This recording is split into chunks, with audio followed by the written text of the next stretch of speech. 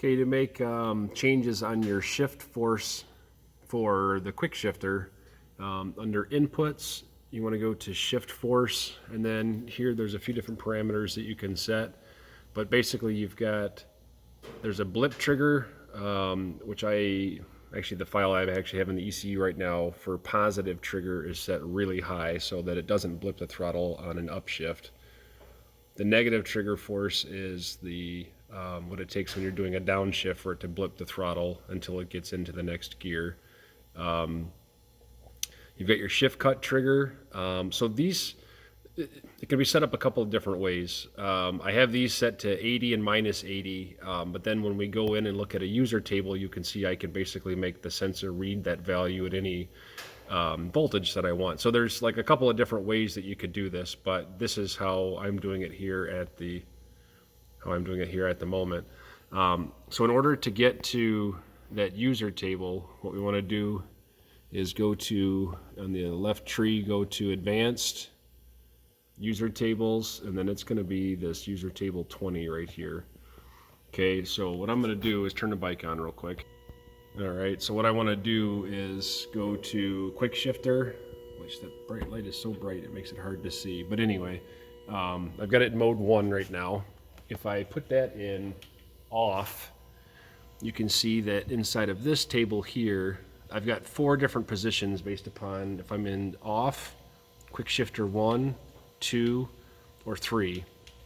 So essentially what you can do is you're looking for a trigger force, the way I had it set up, of minus 80 in order to do a downshift. And if I put my hand on the shifter right now and push down on it a little bit, you'll see that sensor changes. If I pull up on it a little bit, it's kind of hard to do, it's like an all or nothing kind of thing, but you'll see it go over to the right there. So essentially what you want to do, and I've got it set up to where you could have different sensitivity settings for each quick shifter level. So whether it's off, I've got it all set to 0 so that it's never going to hit the blip or the shift kill threshold of 80 or minus 80, depending on if it's an upshift or a downshift. So what you could do is make like quick shifter mode 1 like really sensitive to where you just barely have to apply any force in either direction before we hit this threshold. And the threshold again was 80, so it's tunable here. It's also tunable on the other page that we were just at. Okay, so then you could take your other modes and maybe make it to where minus 80 doesn't happen until here, and then in mode 3 maybe it doesn't happen until this level, so you get sort of different sensitivities for both the up and the downshift.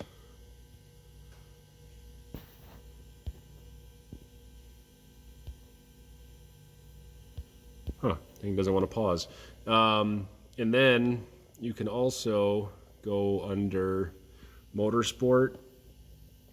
There's some upshift control stuff where you can put in there solenoid activation time. Actually, this is for if we're going to use air shifters, so I probably shouldn't go in there at the moment. There's a throttle blip section. There you can put in the target throttle position, whether you want to use analog gear sensor feedback or not. So if it detects the next gear, it aborts the blip. And then there's also shift cut. And right now, I've got it set up to where you can also have different shift cut times based upon gear and based upon your quick shifter mode. So again, off, 1, 2, or 3. So those could be tunable based upon gear position if you want, or it could be something else. Could be, it could involve engine RPM. You could make this a 4D table and get even more exotic with it.